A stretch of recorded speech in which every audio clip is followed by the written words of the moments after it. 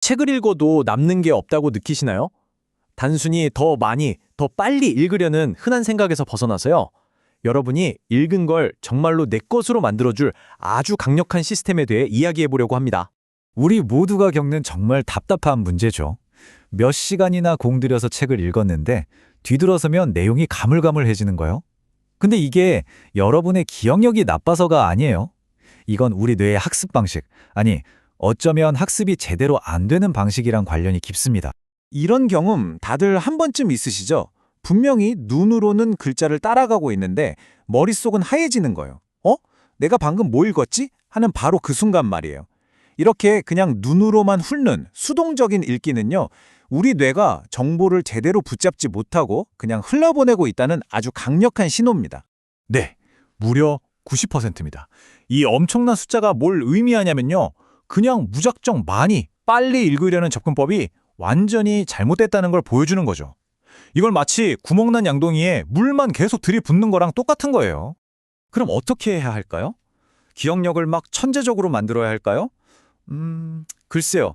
실제로 모든 걸 기억할 수 있었던 한 남자의 놀라운 이야기를 들어보면 생각이 좀 달라지실 겁니다. 영화 레인맨, 내 실제 모델, 바로 킴 픽이라는 사람입니다.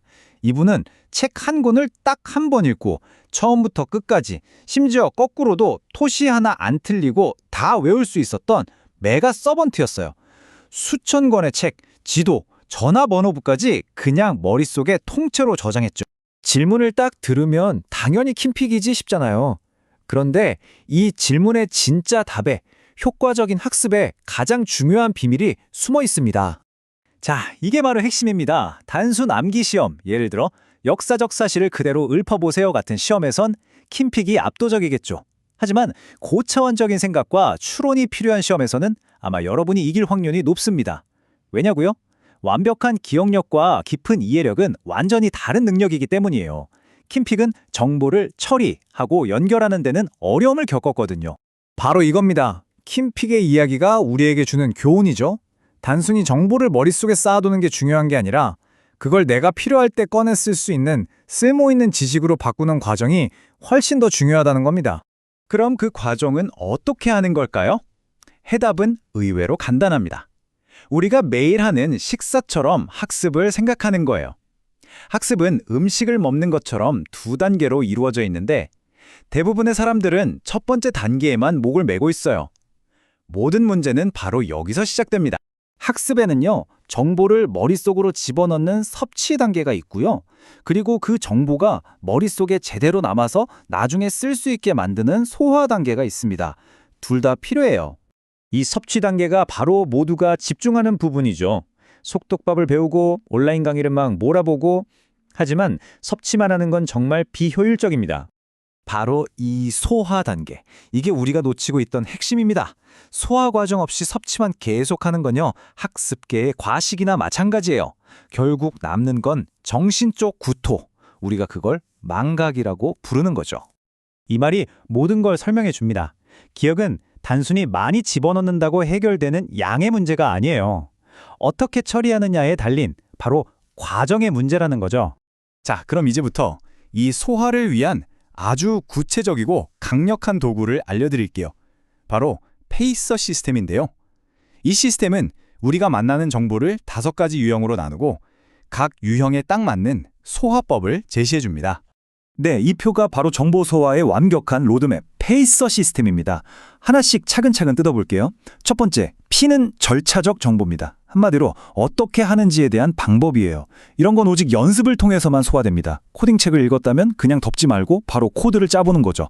다음, A는 유사적 정보. 이거 내가 아는 거랑 비슷한데? 싶은 정보 있죠. 이때는 그냥 넘기지 말고 비평을 해야 합니다. 뭐가 비슷하고 뭐가 다른지 따져보는 거예요. 그래야 새로운 지식이 기존 지식과 딱 연결됩니다.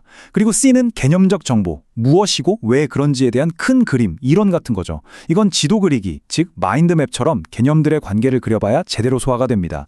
마지막으로 E와 R은 증거와 참조 정보, 구체적인 통계, 이름, 날짜 같은 세부 정보들이에요. 이건 일단 노트나 플래시카드에 저장해두고 나중에 꾸준히 복습하는 게 가장 효과적입니다. 그러니까 각 정보 유형에 맞는 소화법을 쓰는 게 정말 중요해요. 예를 들어 자전거 타는 법 같은 절차적 정보를 마인드맵으로 정리하고 있거나 아니면 그냥 역사 연도 같은 참조 정보를 보면서 이건 내가 아는 뭐랑 비슷하지? 하고 비평만 하고 있으면 시간을 낭비하는 거겠죠. 각 정보에 맞는 올바른 도구를 써야 합니다. 이 모든 걸 종합하면요, 여러분의 학습에 대한 접근 방식 전체가 완전히 바뀝니다. 그냥 정보를 수동적으로 받아먹는 소비자에서 지식을 능동적으로 쌓아 올리는 구축자로 거듭나는 거죠. 기억하세요. 만약 소화할 시간이 없다면 섭취를 멈춰야 합니다. 제대로 처리하지도 못하면서 무작정 책장을 넘기는 건요, 차라리 몇 페이지만 읽더라도 그걸 완벽하게 이해하는 것보다 훨씬 비생산적이에요. 이게 바로 근본적인 관점의 전환입니다. 장기적으로 더 많이 기억하고 싶으세요? 그렇다면 단기적으로는 속도를 좀 늦추고 배운 걸 적극적으로 처리하는데 시간을 투자해야만 합니다.